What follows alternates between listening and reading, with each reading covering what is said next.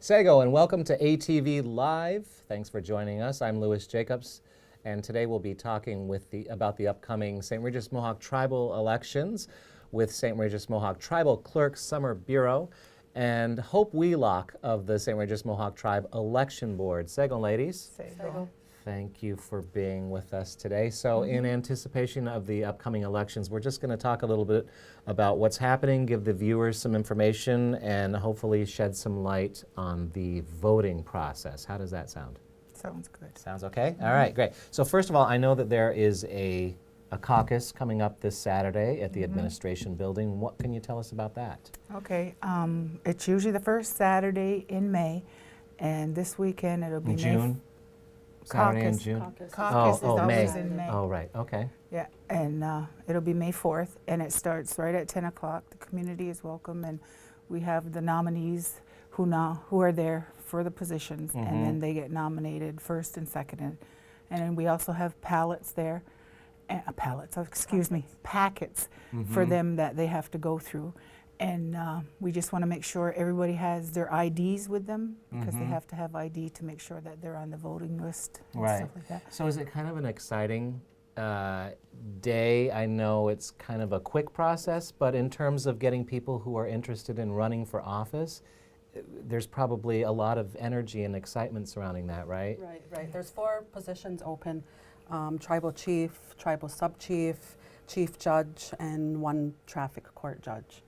So on Saturday, they can come and nominate for those positions. Right. Awesome. Okay, so another thing that I wanted to talk a little bit about was the election security surrounding the tabulation of votes and that sort of thing, especially in the light of the 2016 national election, and we see the results of that. There were some concerns with fraud and meddling, whatever, and I'm not saying that that's what happens here, but what can you say about the security within the tribal elections? Well, when we have the elections, we also have all our board members present. We have the tribal clerk person there too, which is Summer. And then we have each candidate can nominate or request an observer, and the observer sits there and watches over everything that goes on the election days. And we also have the tribal police, chief tribal police there overseeing everything. And as to security-wise, the machines all get locked up and in a secure place, and they don't get taken back out until the election days that we have the elections, and the keys get put with the chief tribal police officer. Nice. So a community member can feel pretty secure about their vote doing what it's supposed to do, and that the numbers are going to be accurate and all of that. Nice. Yeah. I mean, it's a good feeling, right? Makes you want to participate a little bit more. Do you find, have you talked to anybody and maybe find that people are more concerned these days than maybe they would have been in the past about that sort of thing, or is it? I think because last year was the first year they used the electronic tallying machine. I believe those will be used again this year. There's no internet connection to these electronic tallying machines. I know that was a question before. Right. Electronic tallying speeds up the whole day in comparison to hand counting. Right. Otherwise, you're there until all hours. Right. Well, that's good. So Summer, who is the St. Regis Mohawk Tribal Clerk, what can you tell us about who's eligible? You spoke before about some of those things, but who's eligible? Right. So at the time of voting, an eligible voter must be at least 18 years of age, be an enrolled member of the St. Regis Mohawk Tribe, reside in the U.S. for at least 6 months immediately prior to the election, and have their name on the most current eligible voters list. It's also the responsibility of all tribal members to ensure that their name is on that list. So they can stop in the office, they can give us a call. If they're unsure that their name is on, give us a call, we'll let you know. Please don't assume that your name is on the list. The individuals that are just turning 18 this year, they need to call us and make sure they're on the list. Right. Or if they have changed their address, they need to call in and update it too Right. somewhere in the Yeah. office. What's the number of people, do you have any idea, who live off the reservation? Like I know I voted a couple times from Los Angeles. How does that work with absentee ballots? So for absentee Just voting, to throw a curveball at yeah, that's all right, Doug, it's all right. So they can call in and request an absentee ballot. you. Okay. You'll call in, you'll give us your name, we'll verify that you're an eligible voter, we'll take down your information. Once the ballots are available, they will be mailed out to you. Okay, great. So that's good to know. And what about just being prepared when you show up with identification and that sort of thing? What can you tell us about that? Just have an ID with you? Have a valid ID. Valid ID. Valid yeah. ID. So you can have a tribal ID, has to be valid. Correct. Up Which to means date. it's not expired. Yeah. Right. And have there been instances where people showed up without IDs, and how do you handle that? Well, what we've done in previous voting is that we take any picture of that or government ID. So Sure. it could be your license if you Mhm. don't have the updated ID. Right. So we accept that. Sure. So not just a tribal ID, but your driver's license or something We like prefer the ID though because it's got your number on there. Right. And then we check it against our voters list. that. Gotcha. Okay, good. Well, there's a couple options then. So, well, this is all good information. Where am I? Where am I?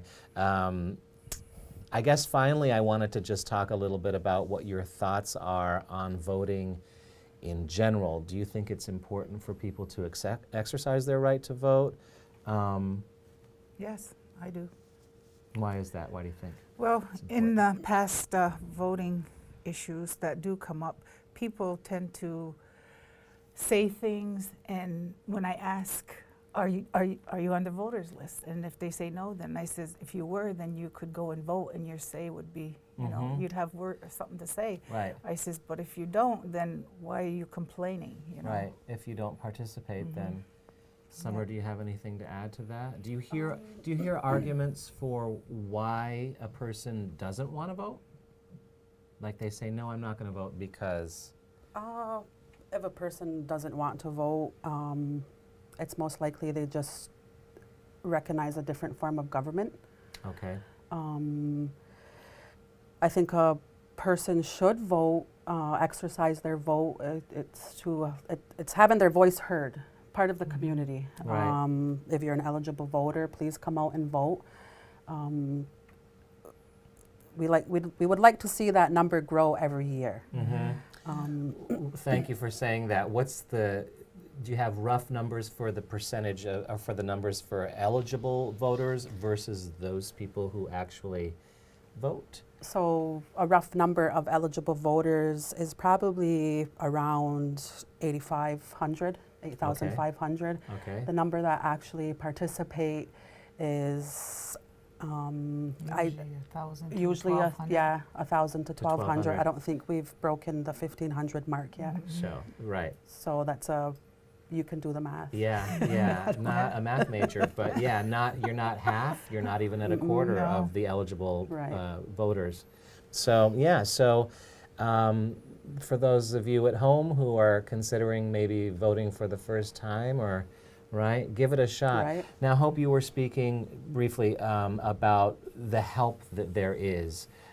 If you had questions, for example, about voting, not knowing how to use the machines or that sort of thing, can you shed some light on that? You Sure. also mentioned for people who are stay at home and can't get out to vote. What can you talk about that? Well, we have the home voting, which you can call into the office, the tribal clerk's office, and they'll take your name, or I think it's actually calling Kathy, and leave your name and your address, and then we'll set up a time where people who can't get out to come and vote, I myself as a board member and one of the tribal clerk people will go with us, and we'll go to your home so you can do your voting, and it gets sealed in an envelope, and it gets taken back completely secure, and we take it back and we put it in a voter's box to be opened on June 1st, the election day. And for those who need help with the tallying machines, we had a couple community events where we had the people come in, especially over to the senior center we had it, and they came in to actually see how the machines work, because it's just tallying. Right. So we're going to try to have that again, and I think we're going to have it right at the new community building. Oh, okay. And people can come in and look at the machine. And as for security, when you're voting, when you come out of the booth, you can turn your voting ballot over so nobody can see it. But we were there just to help for those who don't get to come to the community meeting, you know, community site there for that. Right. And we'll just stand there and just tell you to turn it over and how to put it in the machine. Sure. So there's security all around. Right. And also people there to help. So many, you've got tribal clerk office people, election board members, people are there Yeah. to assist, so there shouldn't, Yeah. so if there are questions. Well, that's great. Well, I really appreciate you guys coming in and talking about the St. Regis Mohawk tribal elections, which are coming up June 1st. Nyawa to you both.